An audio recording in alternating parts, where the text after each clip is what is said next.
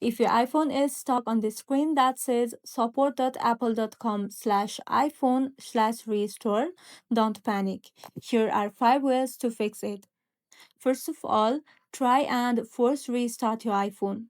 Quickly press and release the volume up button, then the volume down button, and finally press and hold the side button until the Apple logo appears. Next, use recovery mode via a computer. Connect your iPhone to a Mac or PC with a cable.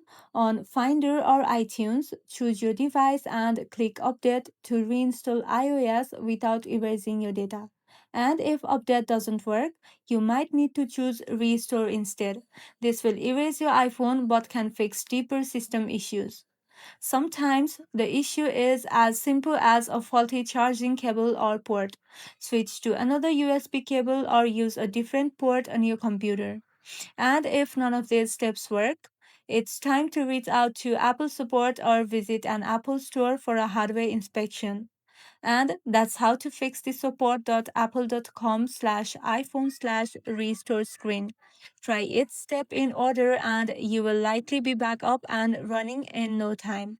If this video was helpful, don't forget to like and subscribe for more iPhone tips and tricks. Thank you for watching.